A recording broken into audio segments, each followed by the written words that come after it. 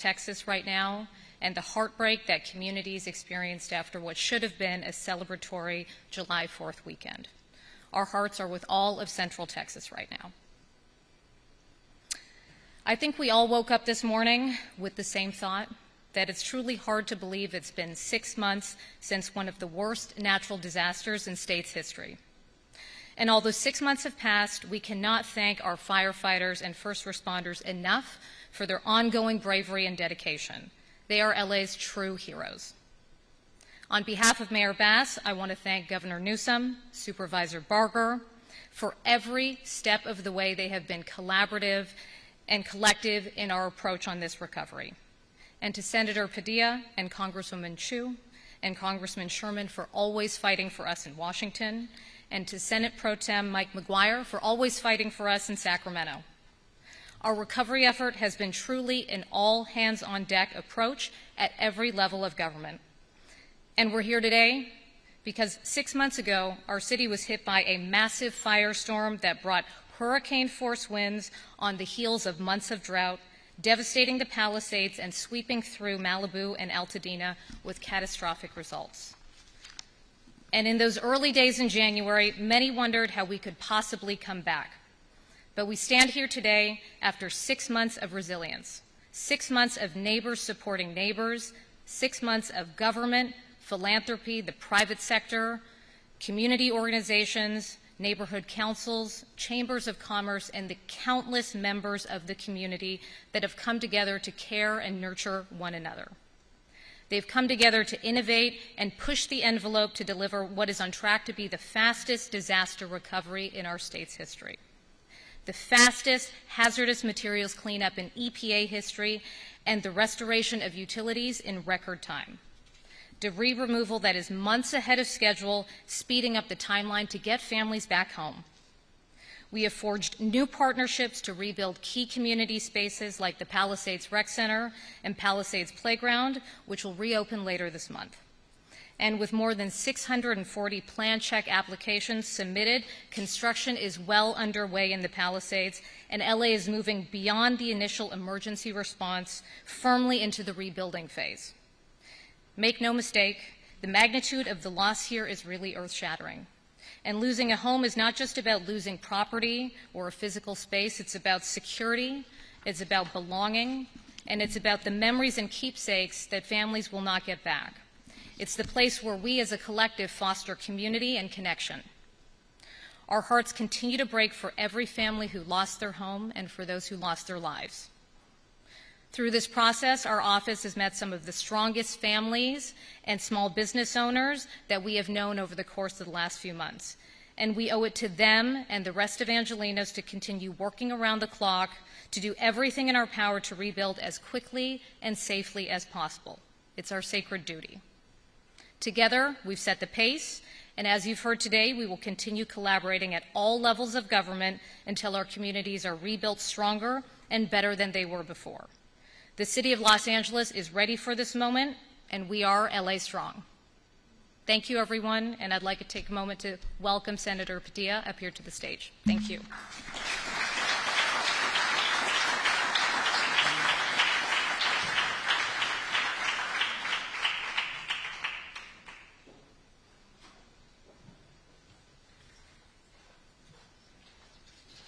Well, good afternoon, everybody.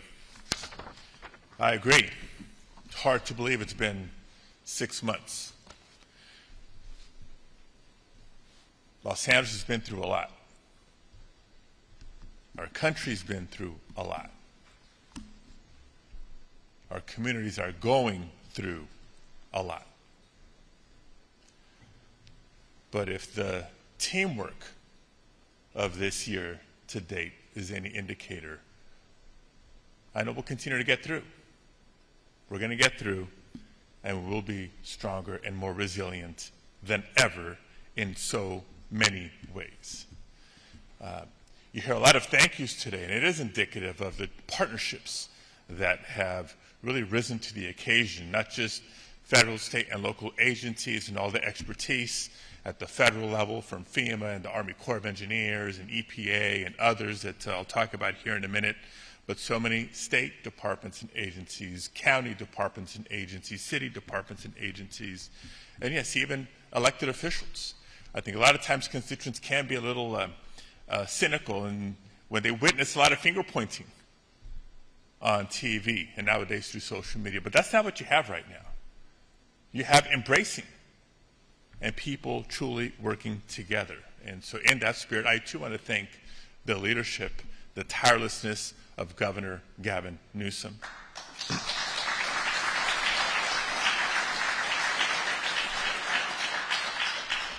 And if my marriage is any indicator, I need to also acknowledge and honor the love and support and patience of first partner Jennifer Siebel Newsom.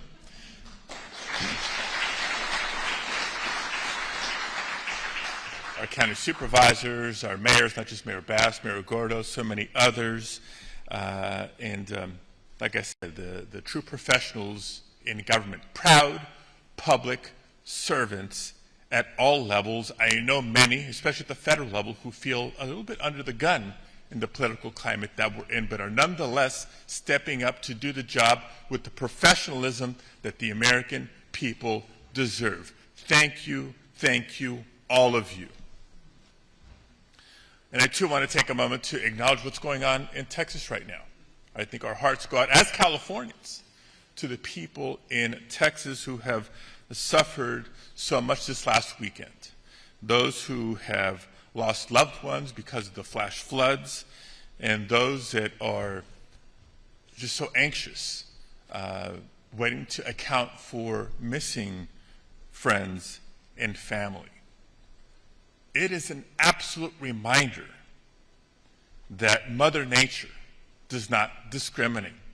Natural disasters can impact any state, any region in the country, regardless of your political leanings. Californians have risen up and stood for other Californians. We've stood up for neighbors across the country time and time again. And I know we will continue to do so after this tragedy. Can't believe it's been 6 months. 6 months when we all woke up, literally from one day to the next, to the largest disaster imaginable. Won't go through the conditions that led to not just the fires, but the quickly growing fires.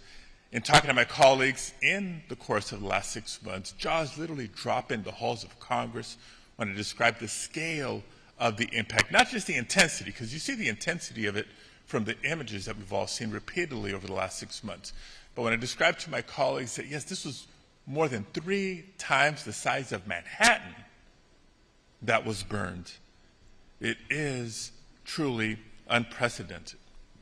When the fires broke out, we saw so many first responders, local law enforcement, fire department personnel, and others quickly jump to the scene.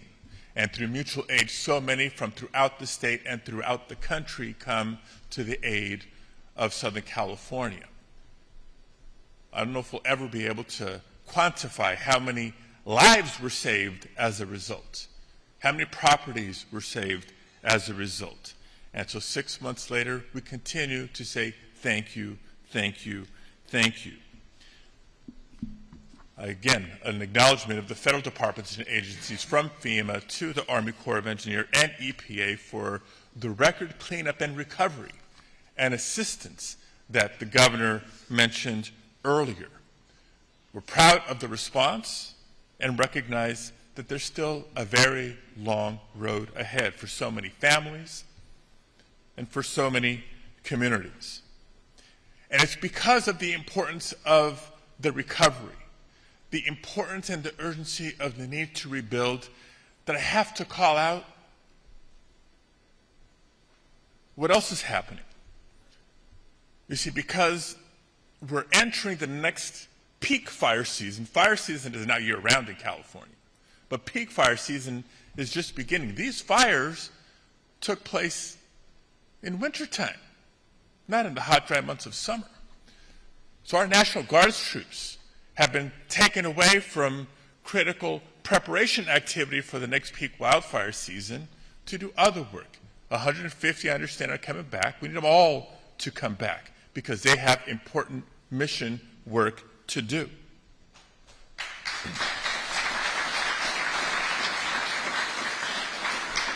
This is the time to be investing more in FEMA and empowering FEMA, not attacking FEMA or threatening to eliminate FEMA.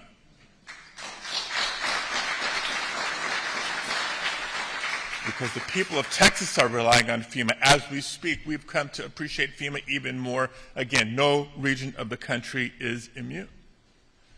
And this is also the time, as California has done for so long, to respect and honor the contributions of so many immigrants in our communities, because many of them work in construction. They're the construction workers that we need to continue the rebuilding process for our communities. This is absolutely not the time to threaten or terrorize construction workers and their families in our community. I say this because I'm proud to represent California. California will always answer the call to help our neighbors. And we'll figure out a way through the budget reconciliation impacts, not just in the healthcare space, but in so many other areas of the federal budget that are so critical for our communities in times of disasters and in recovery from disasters. And I'll continue to fight for the communities of Pasadena, Altadena, the Palisades, and others that have been impacted this year. Now, before I turn it over to our next speaker, just a few remarks in Spanish for the Spanish language press that is here. Estamos aquí reconociendo los 6 meses que han pasado desde de los incendios enormes de este enero pasado. Hemos pasado por bien mucho como comunidad, como la región de Los Ángeles y como el país, los Estados Unidos de América.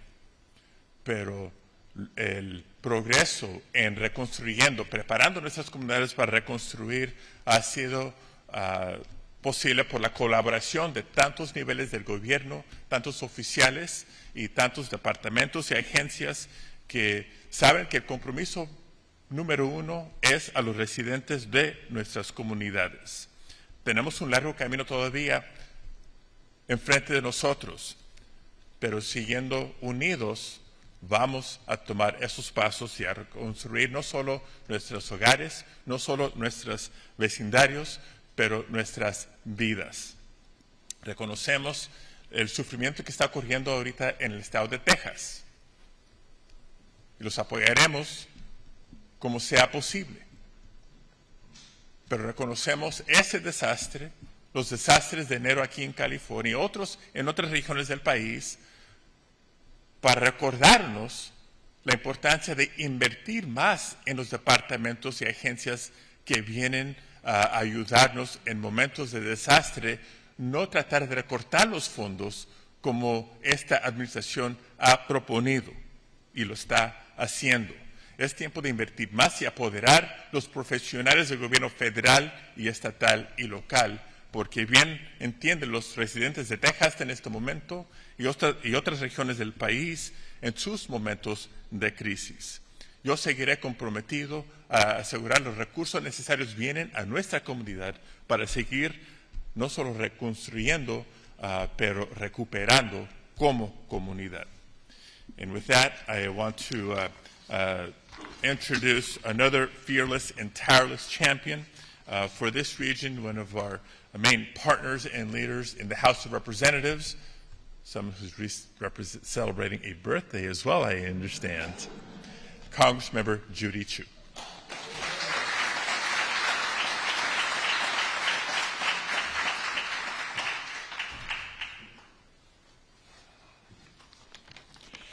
Thank you, Senator Padilla.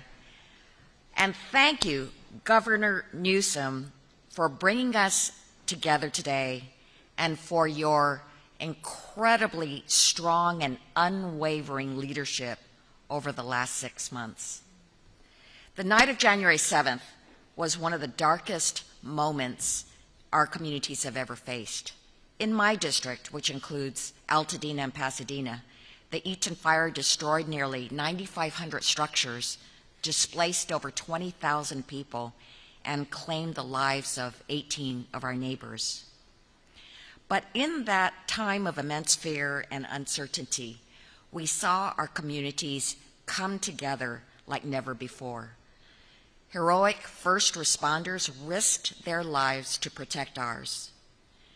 Regional and national advocates and organizations, including PCC, opened up emergency food and donation banks for the many survivors who fled with only their clothes on.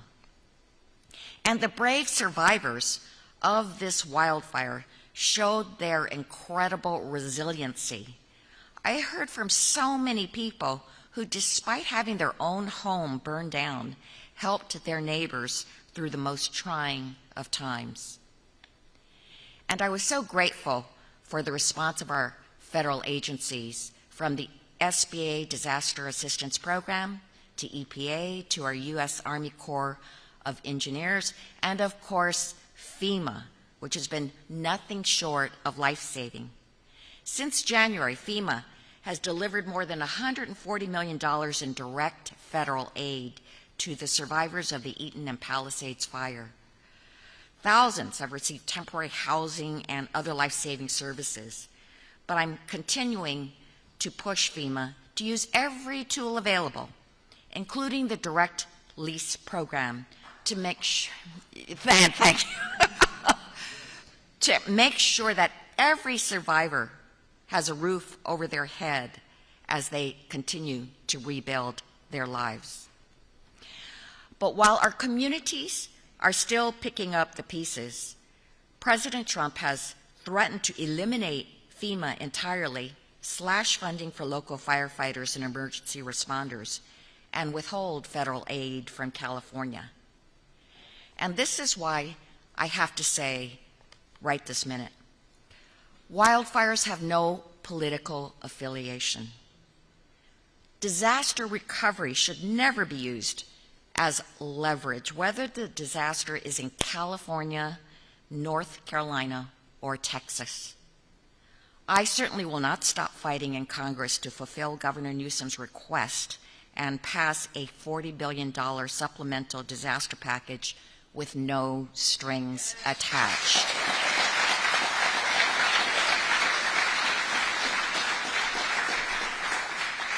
This funding is so critical to rebuilding homes, reopening businesses, and restoring our communities. This is the United States of America. We help our citizens when disaster strikes, no matter where they live or who they voted for. So to both the Palisades and Eaton fire survivors, I say, we are still here, we are still fighting, and we will not stop until you have everything that you need to recover and rebuild.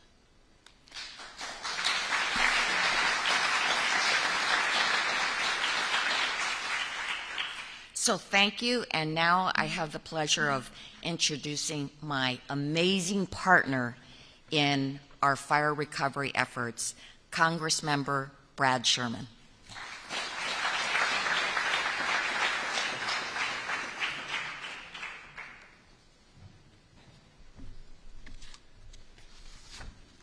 Hello, I'm Brad Sherman from America's best named city, Sherman Oaks, and I represent the San Fernando Valley and the Pacific Palisades.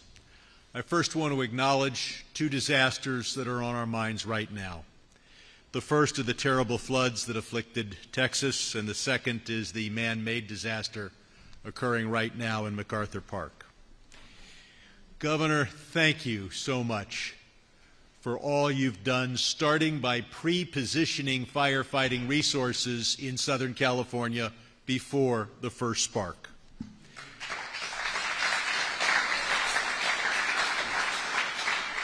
I want to thank the Biden administration for funding FEMA and SBA back in December so that it would have the resources necessary to deal with whatever afflicted us in 2025.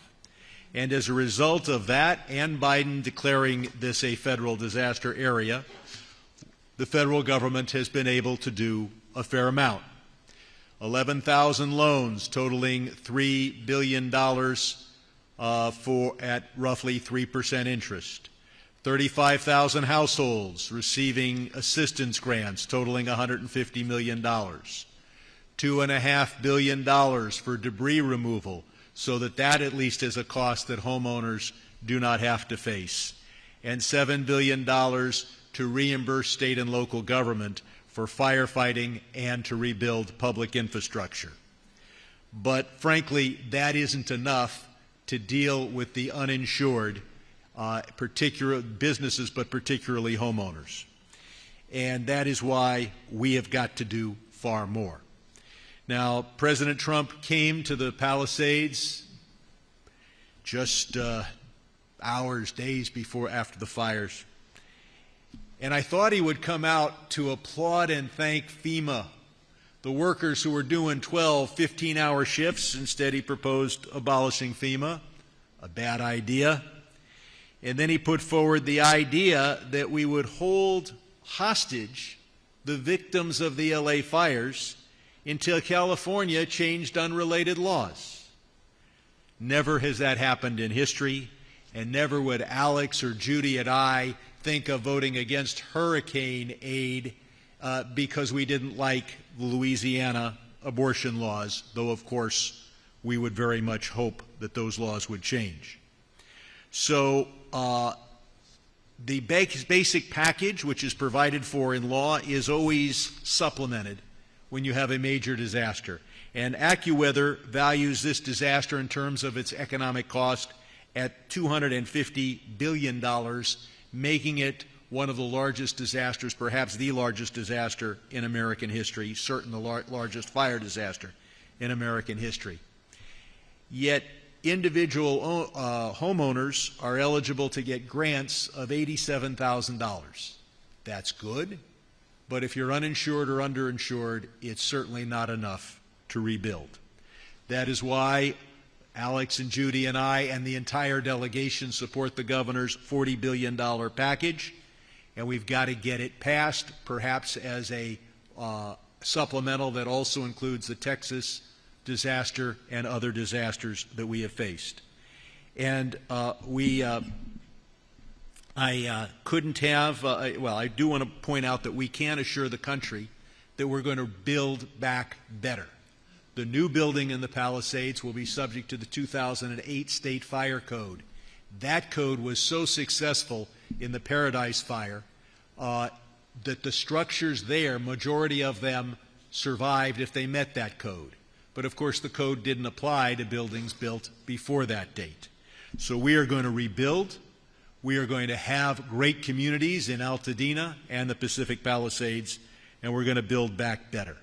And we're going to get the federal aid that California is entitled to, given the size of this disaster. And I couldn't have better allies and partners in fighting for that aid than Senator Padilla and Congresswoman Judy Chu. And the governor couldn't have a better partner than first partner Jennifer Seibel Newsom. Please come on.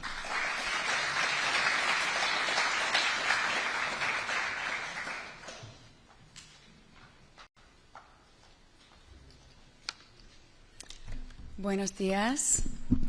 Cuando visité a Los Ángeles durante los incendios, conocí a muchas personas que, a pesar de enfrentar tanto sufrimiento y pérdida, ayudaron a sus vecinos, como le dijo Judy, entregando comida, donando ropa, rescatando mascotas y abriendo sus casas a quienes habían perdido sus casas. Servidores públicos de todo tipo, líderes religiosos, educadores y comunidades enteras, incluyendo nuestras comunidades inmigrantes, se unieron para que nuestros hijos regresaran a las escuelas, nuestras bibliotecas abrieron y nuestros parques, negocios y carreteras volvieron a funcionar. El trabajo continúa y en eso ustedes continúan mostrando a cada uno de ustedes y al mundo entero lo mejor de esa comunidad. California recibe muchas críticas, pero su éxito es muy claro. El sueño californiano y esta ciudad, su latida, sigue siendo la mayor historia de éxito del mundo.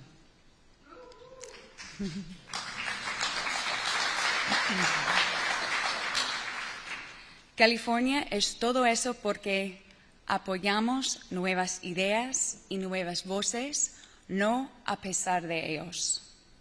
No creemos que si ganamos, otras personas tengan que sufrir. Que si protegemos a nuestro clima o a las comunidades inmigrantes, nuestra economía fracasará.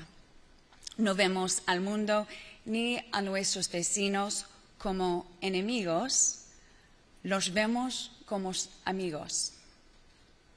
Somos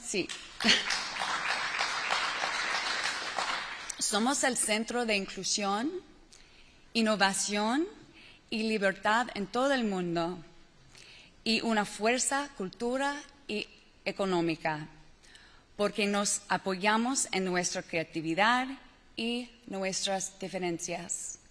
Y siempre, siempre miramos hacia el futuro. Todavía tenemos mucho más por hacer y un largo camino por delante en la reconstrucción, pero yo sé que los californianos y los angelinos harán lo que siempre han hecho: arremangarse y mirar hacia el futuro con soleado optimismo, tratar a nuestros vecinos con amabilidad y tolerancia y seguir soñando en grande. Porque cuando nos unimos y seguimos viendo hacia el futuro, nada nos puede detener. Este es el amor de California y juntos somos la fuerza de California. So, buenos días, and I just wanted to share again briefly that visiting LA during the fires, I met with so many who, despite facing so much suffering and loss themselves, were out helping their neighbors, delivering food, donating clothes, rescuing pets, opening their homes to those who had lost theirs. Public servants of all kinds, faith-based leaders, educators, entire communities, including our immigrant community, came together to get our kids back to school, open our libraries, get our parks and businesses and roads back up and running. The work obviously continues, and in it, you keep showing us and each other and the world the very best of us. As we continue to face more and more climate-related disasters like these devastating fires and the flooding tragedy this past weekend in Texas, it is more important than ever that we build resilience in our communities. There are a lot of critiques aimed at California, but it's hard to argue with success. The California dream and this city, its heartbeat, is still the world's greatest single success story. California, let's not forget, is the fourth largest economy in the world, home to the most beautiful coastlines, mountains, and public lands on the planet. The center of the world's creative and innovation-based economies, from Hollywood to Silicon Valley and Silicon Beach just here in LA. The state with the most educated, diverse workforce due to our top public universities, the #1 manufacturing state in the United States, the 5th largest producer of agriculture in the world, the largest in the country, the birthplace of the environmental movement, having led the charge for clean air and water, healthier foods, and organic farming. California is all these things because we embrace new ideas and new voices, not in spite of them. We're the opposite of zero-sum thinking that seems to have taken over some leaders in Washington, D.C. We don't think that if we gain, someone else must lose, that if we protect our climate or immigrant communities, our economy will fail. No, we don't look at the world or our neighbors as our enemies. We look to them as our friends.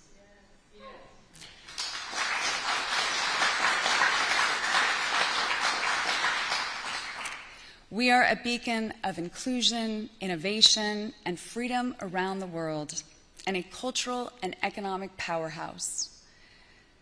Because we lean into our creativity and our differences. And let's not forget, we always, always look to the future. We still have so much work to do and a long road ahead of rebuilding. But I know that California and Angelenos will do what they've always done. They'll roll up their sleeves and look forward with sunny optimism to the future. They'll treat their neighbors with kindness and tolerance, and they'll continue to dream big. Because when we come together like this and we keep looking to the future, nothing will stop us. This is California love, and together we remain California strong. Thank you.